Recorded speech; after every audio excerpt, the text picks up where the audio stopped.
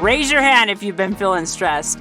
On today's episode, I get to talk to you about 11 ways I have used stress-relieving tactics to feel more relaxed and less stressed in my life, because my life has been crazy lately, and I'm sure yours has been too. And if you have, listen for these 11 tips and a funny story at the end.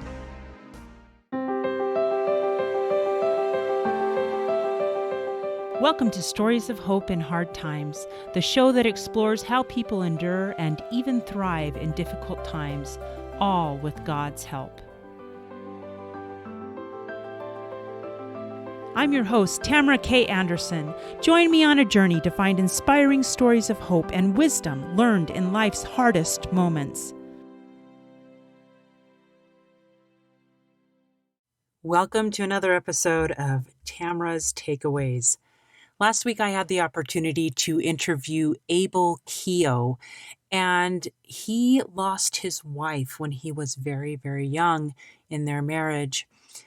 But one of the things Abel commented on was one of the things that got him up and out of bed when he was really, really stressed was this pull to get up and run. That was one of the things in his routine, and it was something that helped him get up, get moving, and process the stress one more day. I had an interesting thing happen just yesterday. I have an accountability call with a few fellow authors every Monday morning, and we report how we did last week with our goals, and we talk about our goals for the next week. But I asked my fellow authors, I said, I have been feeling an extraordinary amount of stress lately. And I said, how many of you have been feeling stressed? And I kid you not, almost every hand went up. And what surprised me about that was that so many people are under an extreme amount of stress, not only with the pandemic going on and the racial violence and rioting going on. Every time you turn around, there seems to be one more challenge, one more complication. And this doesn't even include the challenges we're having in our own personal lives with our families and relationships around us. So there is a lot of stress that is prevalent right now.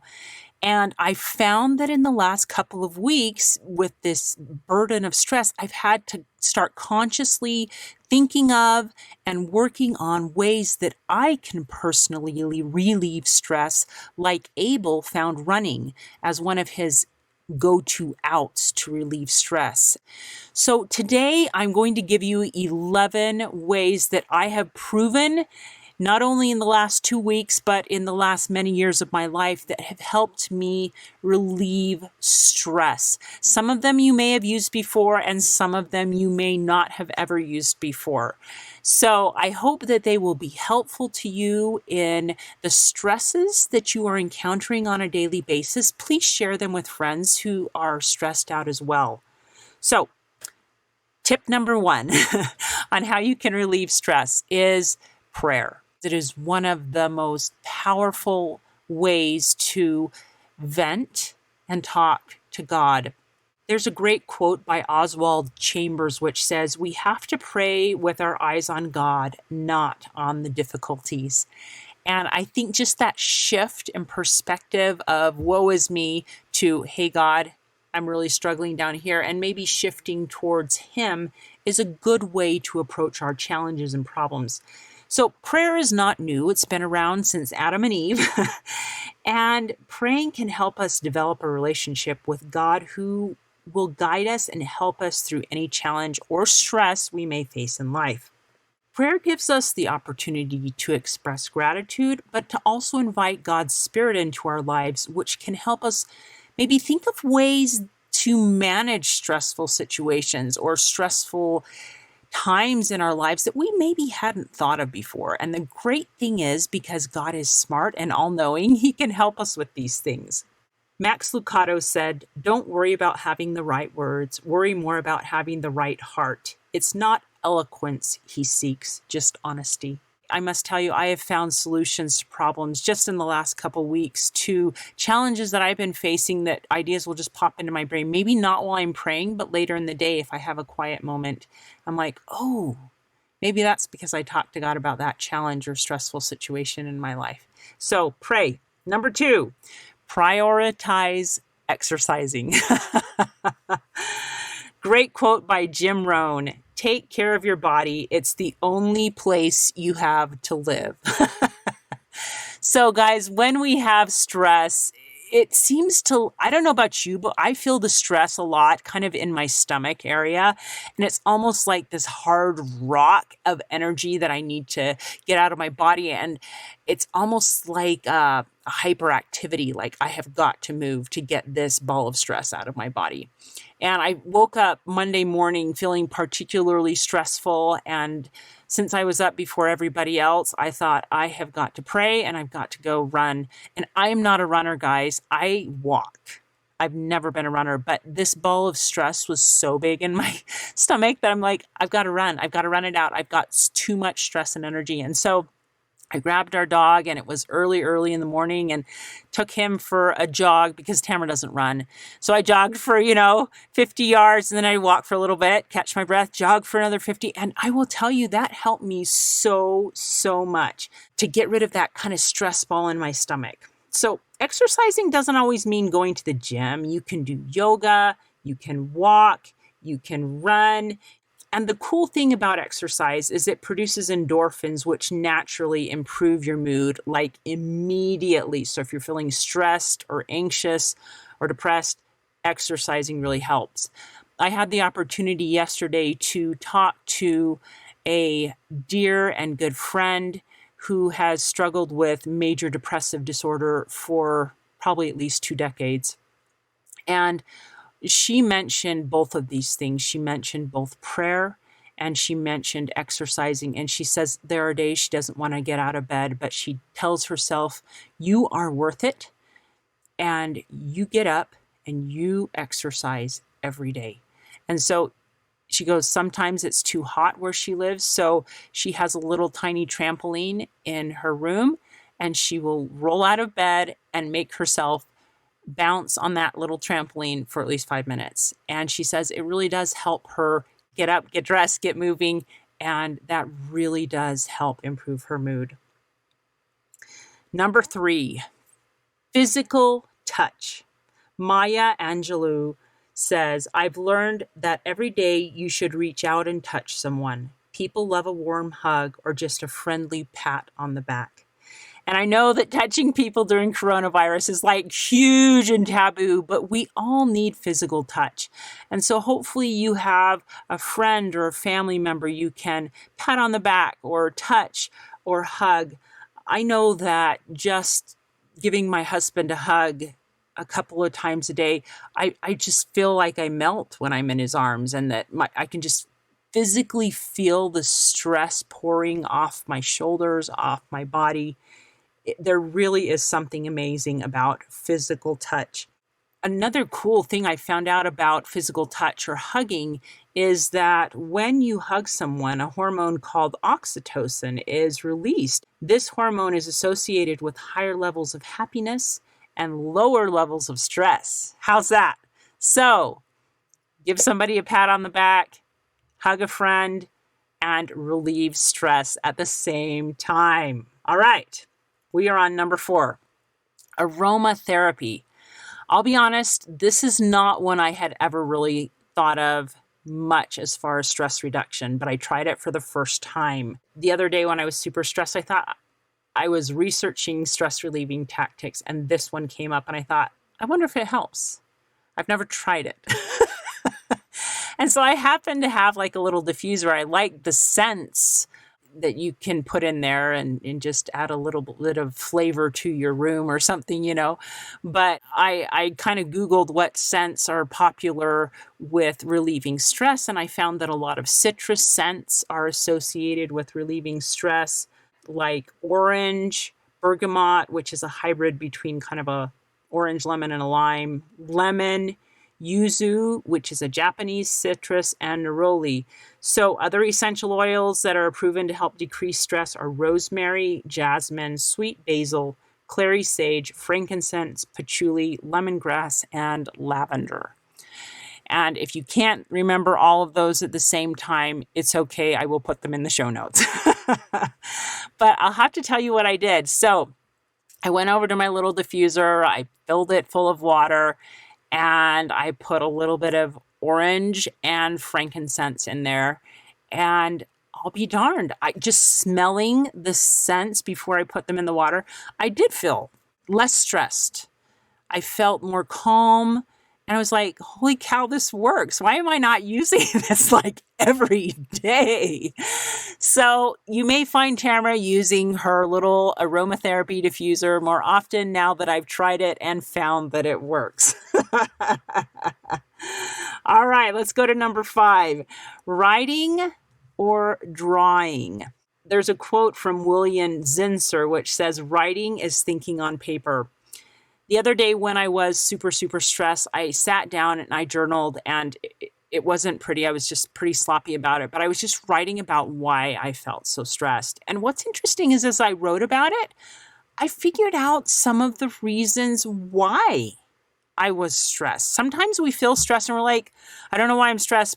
There's so much going on, I just can't think of it. So sometimes slowing down and actually writing about it on a piece of paper, it doesn't even have to be in a journal. It can be on regular notebook paper, scrap paper, writing about it, write the stress out.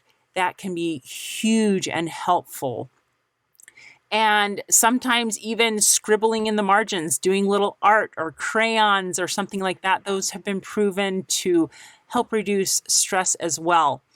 I will give you one tip. If you write about a stressful situation that's really bothering you, I had an opportunity to do that once, and then my mentor, Richard Paul Evans, told us to wad that up and burn it.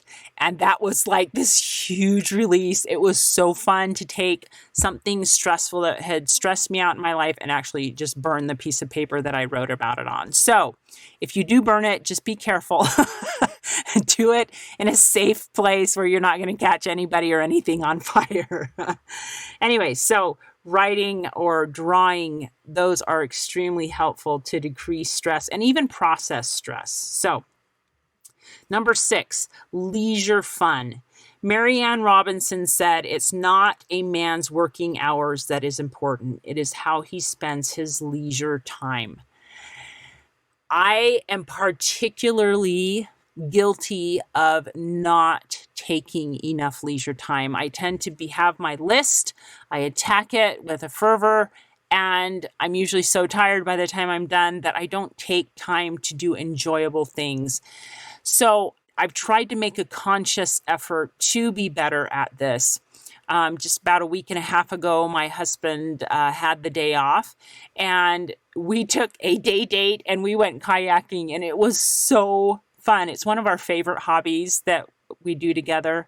It was so soothing to put our hands and feet in the water, to paddle along, to be out in nature.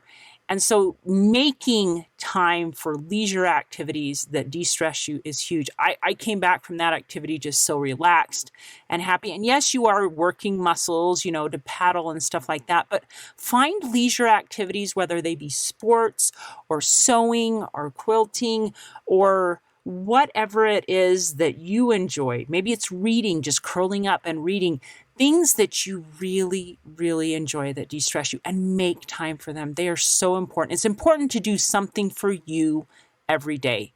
And I'm pretty good about reading for myself every day because that's like one of my favorite stress relievers.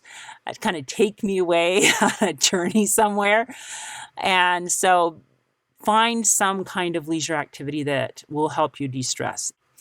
Number 7, gratitude. Gratitude makes sense of our past, brings us peace for today, and creates a vision for tomorrow. That's a quote by Melody Beattie. And it's true that gratitude helps us look at the past and be grateful for it, as she says, helps us bring peace for the day. So when you're thankful, it brings you peace. And it helps you create a vision for tomorrow. Surely, if I've gone through hard things in the past, can feel peace today in my stressful times, I can look to the future with peace and love and gratitude. Ralph Waldo Emerson said, "Cultivate the habit of being grateful for every good thing that comes to you and to give thanks continuously. And because all things have contributed to your advancement, you should include all things in your gratitude."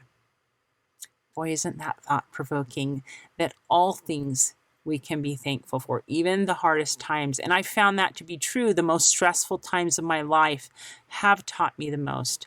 And so as we find things to be grateful for every single day, it helps us to be happy and have less stress.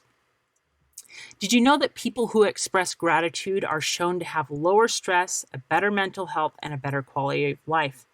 You can write down gratitude in a journal. I like to at least write 3 things I'm thankful for every night in my journal, or sometimes when I'm really tired, I just thank God for at least 3 things in my prayer. Joni Emmerling, a wellness coach, explains the benefits of gratitude this way: being grateful for your blessings cancels out negative thoughts and worries. Isn't that cool? They cancel them out. So another benefit to writing down your things you're thankful for is when you're having a particularly bad or stressful day, you can reread, "Oh, look, I remember when that happened, and oh, that was such a great thing, that little miracle in my life," or when I was thankful for that friend that came over and stopped by, and so it helps remind us of things to be thankful for. One of the things, when I was talking to that friend who has the major depressive disorder, she said that she tries to be thankful for at least 3 things every day as well. And that it has blessed her because so many times when you have depression or high amounts of stress, it's hard to process and think of things outside of your world that you can possibly be thankful for, because the things that drag you down seem so heavy and so weighty. And so actually pausing and thinking of things to be thankful for help pull her back into a more positive outlook on life. So this is something that's proven not only with me, but with hundreds and thousands of others. Number 8, laughter. Laura Ingalls Wilder said, "A good laugh overcomes more difficulties and dissipates more dark clouds than any other one thing." My husband is really cute. He has always been more of a jokester, kind of a sense of humor type guy. And one of the things that he likes to do every day is he finds funny memes that he saves down every day. And then every night after our family scripture reading, my daughter goes, "All right, Dad, show us some funny memes." And he'll sit and scroll through these memes and we all sit and laugh together. And it's a fun little tradition that he started because that is totally his personality, but it has blessed our family in that we have a time when we can laugh together every single day, and laughing does dissipate stress. It's fantastic. Do you know that laughter also releases endorphins, just like exercise? And the cool thing about endorphins is they can improve your mood and decrease the stress-causing hormone of cortisol and adrenaline. So another example of laughter being really a good medicine is in 2001, after my husband and I were in a really bad car accident. I spent a week and a half in a hospital, and I was in a lot of pain, and I was having trouble breathing. And it was a hard situation. I wasn't used to being stuck in a hospital bed. I liked being up moving, but I just didn't have the energy to do much at that point. So my husband, bless his soul, brought me some VHS tapes. Yes, this is many, many moons ago. Some VHS tapes of the Three Stooges. And I remember he put those videotapes in for me, and I sat and watched the Three Stooges, and it made me laugh. Whether he was there or not, I could watch these little videos and reruns, and they just made me laugh. And so I found that laughter, even in a hospital bed, can be very, very beneficial, and it helps you de-stress. It helps you not think about the pain that you're in. It's so, so helpful. So find a TV show or a series or some funny memes or some comics that you can look at and read to help you get rid of stress. Number 9, just yesterday, I went outside because I was feeling stressed and stood out in the sunshine in my backyard for probably about 10 to 15 minutes. And it felt so good. And I could just feel the stress pouring off me. And it got me thinking, does getting out in the sun help you relieve stress? So I came inside and I started doing some more research on this. And I found that medical professionals say getting 5 to 15 minutes of sunlight, or vitamin D, as they call it, will help reduce inflammation, modulate cell growth, contributes to better sleep, stronger bones, improved mood, and lower blood pressure. So getting out in the sun really does help. If it's cloudy where you live, don't worry. You can get either a light box or take a vitamin D supplement. So get de-stressed and get a little sun every day. Number 10, we're almost done. Hammocking. I bet you are not expecting that one. Eric Stoltz said, "My perfect day is constantly changing. Right now, it would be to lie around in a hammock reading with a portable phone and a table of food next to it. I would spend all day there." So, yes, I am serious about hammocking. When my oldest son went to college, he found just great joy and enjoyment in hammocking. And I'd never heard of hammocking being a thing before, but I guess it's big on college campuses. Anyway, he brought his hammock home and we began to use it. And we have been delighted with the results. One day over Christmas, we strung it up between 2 trees on a beach in Hawaii and just sat in the shade enjoying the beach. And doesn't that picture just paint de-stress for you? So believe it or not, there are actual physical and emotional benefits to hammocking. People in South and Central America have been using hammocks to sleep in for centuries. Hammocks have been used to help with insomnia. They help you fall asleep faster and sleep more deeply. They improve blood circulation and blood pressure, get rid of toxins, improve mental health, and even as therapy. Our cute son, Nathan, who has autism, had a hammock swing in his room for years. There were times we feared he would swing so hard in it that we were scared he would actually rip the hinge out of the ceiling, but he never did. Hammocks have actually been used as therapy for especially children with autism or people with vestibular or balance issues. Interesting things about a hammock. You will get better sleep when you're in a hammock rocking. And when you get better sleep, you feel better, right? Swinging also helps improve your blood circulation, which can help clear congestion if you've got a cold. And it sure helps with stress reduction. Just earlier today, I went out on the back porch to have a snack and I sat in our hammock and just sat and swung.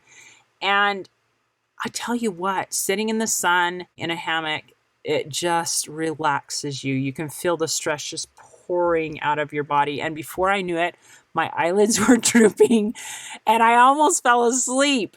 So there's something super relaxing about hammocking. If you've never tried it before, it is fantastic. I'll even put links to the hammock that we have. Final tip, number 11, napping. Here's a great and cute quote by Barbara Jordan that says, "Think what a better world it would be if the whole world had cookies and milk about 3 o'clock every afternoon and then lay down on our blankets for a nap." The National Sleep Foundation has found that naps help you feel more alert, energized, enhance your motor skills and attention, zap your stress, and boost your mood.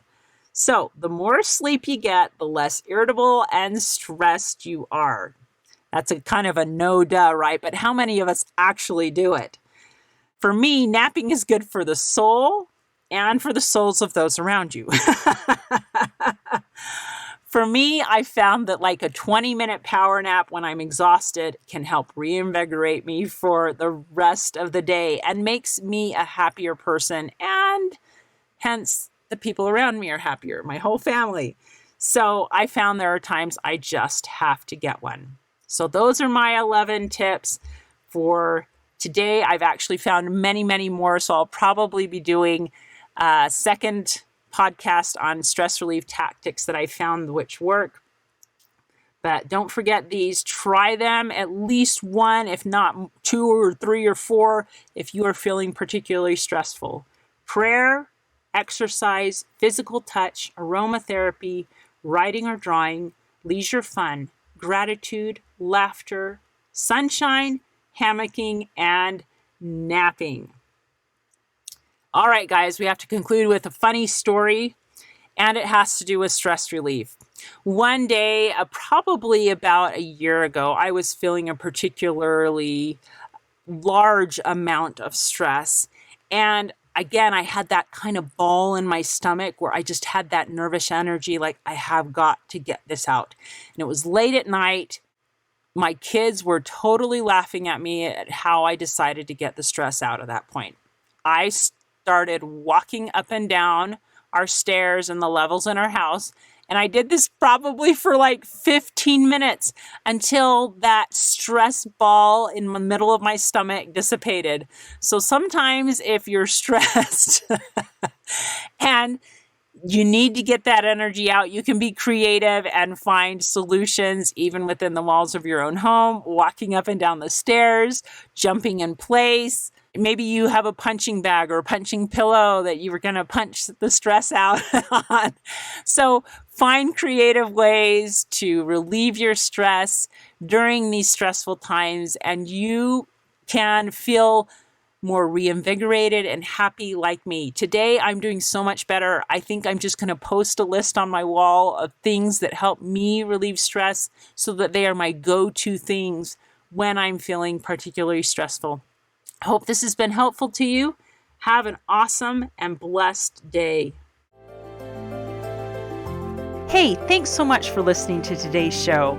I know that there are many of you out there that are going through a hard time, and I hope you found things that have been useful today as you listen to the podcast. If you would like to access the show notes from today's podcast, visit my website. It is storiesofhopepodcast.com. That is where you'll find favorite quotes from today's episode and shareable memes. And those are fun because you can share them with your friends on social media. You will also find the links mentioned throughout today's episode so you don't have to remember what those were. And also all the tips that were shared. Sometimes tips are shared so much throughout an episode you forget. What were those great things? So go to the show notes, storiesofhopepodcast.com, to look up these fantastic resources. You know, if someone kept coming to mind during today's episode, perhaps that means that you should share this with them. Maybe there was a story shared or a tip that they really, really need to hear. So go ahead and share this episode with them.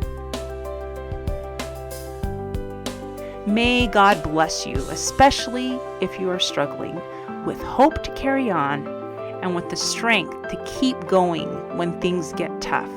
Remember to walk with Christ, and He will help bear that burden. Above all else, remember, God loves you.